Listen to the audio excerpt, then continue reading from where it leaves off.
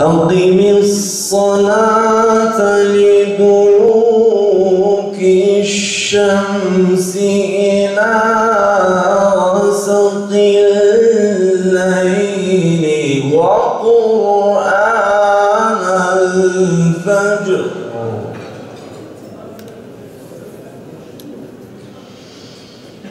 إن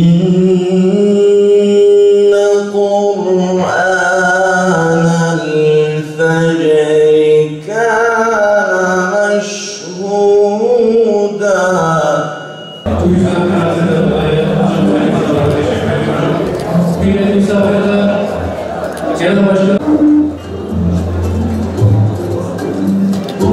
Cenab-ı Allah dünya ve içindeki her şeyi insanoğlunun ihtiyaçları için var etmiş ve onun hizmetine sunmuştur. Çok değerli ve kıymetli misafirlerimiz, gönül isterdi ki bugün İslam coğrafyasında dökülen kanların, mazlum kanlarının dökülmemesi ve onlar da bizim bugün burada birlikte olduğumuz gibi onların da birlikte olabilmeleriydi. Fakat maalesef bu olmadığı gibi gerçekten yeniden Orta Doğu'da kanları dökebilmek için büyük çabalar sarf ediyorlar. Ve bütün Müslümanların tek yapabilecekleri bir şey var, o da İslam'a sarılmaktır. Kur'an'a kulak vermektir. Çok değerli misafirlerimiz, Hüdapar bu anlamda kuruluş tarihinden bugüne kadar İslami maslahattan vazgeçmeyerek, İslami maslahatlar doğrultusunda hareket ederek, Genel Başkanımızın da dediği gibi, velev ki bizim partimizin aleyhinde de olsa, eğer bir yerde halkımızın, ülkemizin menfaati varsa, biz kesinlikle bunu koruyacağız. Aziz misafirler, değerli dava arkadaşlarım, hepinizi muhabbetle selamlıyorum. Allah'ın selamı, rahmeti, bereketi, mağfireti üzerinize olsun. Esselamu Aleyküm ve Rahmetullahi ve Berekatuhu. Yine sözlerimin hemen başında kıymetli misafirlerimize, davetimize icabetlerinden dolayı hepsine ayrı ayrı teşekkür ediyorum. Bu mübarek aydan layıkıyla istifade edebilmeyi Cenab-ı Allah'tan diliyorum ve bu aydan istifade etme niyetiyle onu sevinçle karşılayan bütün müminleri, bütün inananları tebrik ediyorum. Tekrar hepiniz hoş geldiniz, sefalar getirdiniz, Allah kabul etsin. İftara yaklaştığımız şu dakikalarda iftar sevincini yaşamakta zorlanan kardeşlerimiz için buradaki kardeşlerimizden dua talep ediyorum. İslam coğrafyası baştan başa karıştırılmak isteniyor. Zaten pek çok yerde karışıklıklar vardı. Son dönemlerde malumunuz Körfez'de sular ısınmaya başladı. İslam ümmetinin evlatları birbirine karşı kışkırtılıyor. İslam ümmetinin serveti başka Müslümanlara karşı kullanılmak üzere silahlara yatırılıyor. Ramazan'ın başından beri her gün farklı bir yerde iftar ediyoruz. Gittiğim her yerde dikkatleri şu noktalara çekmeye çalışıyorum. Allah bizleri kardeş ilan etmiştir.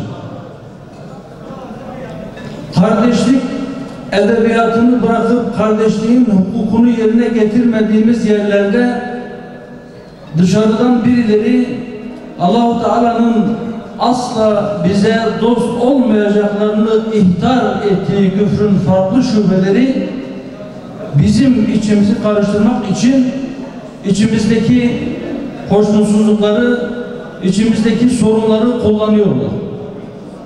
Eğer bu sorunları rahatça kullanıp bizi birbirimize düşürmelerini istemiyorsak, önce kendi içimizdeki sorunlarımızı adalet temelinde çözmek gibi bir zorunluluğumuz var. öte taraftan hakları yenmiş, hakları gasp edilmiş veya başka türlü hoşnutsuzlukları olanlara da şöyle sesleniyorum.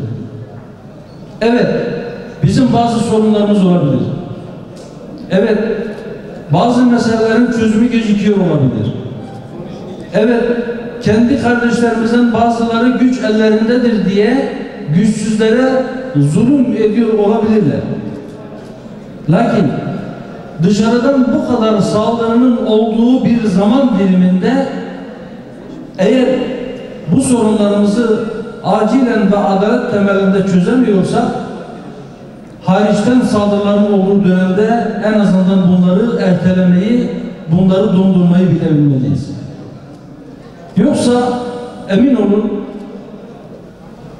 bu sorunlarımızı biz şiddete başvurarak veya tansiyonu artırarak, gerginliği yükselterek çözmeye çalışırsak, işte birileri aramızdaki bu çelişkilerden, aramızdaki bu sorunlardan sonuna kadar istifade edecek, bizim sırtımızdan zenginleşerek bizi birbirimize kırdıracak.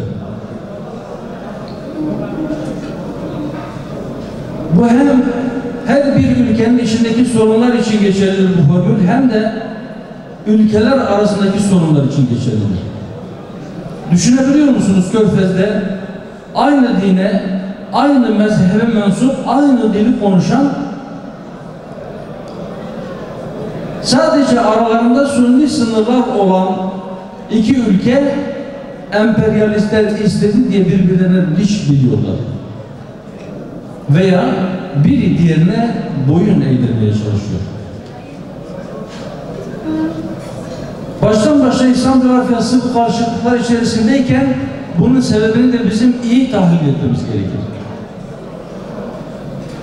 Darbeyi nereden yediğimizi bilirsek ancak buna tedbir alabiliriz.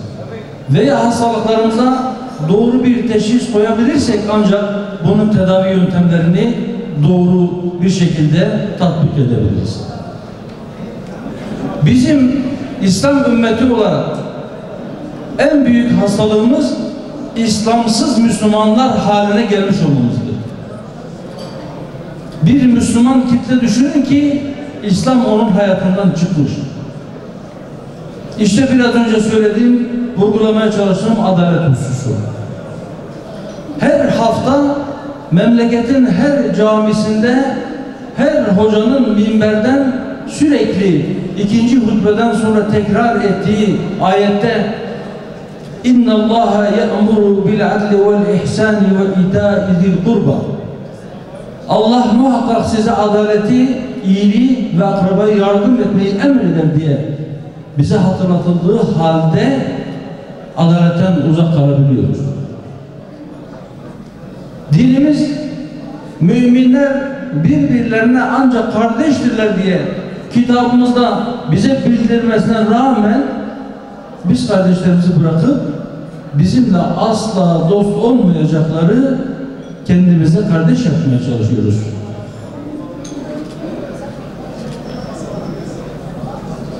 Eğer gerçekten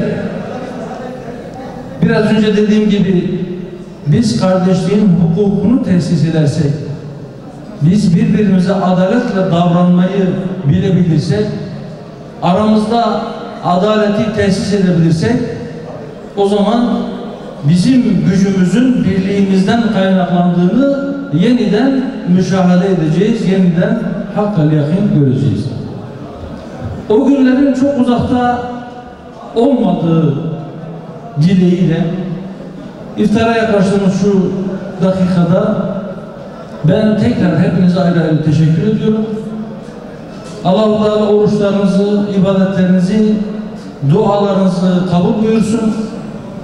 Duaların makbul olduğu bu saatte, şu iftar saatinde lütfen zulüm altındaki kardeşlerimizin kurtuluşu için ve İslam ümmetinin yeniden bir araya gelebilmesi, birbirine kardeş nazarıyla bakabilmesi için de dua edin.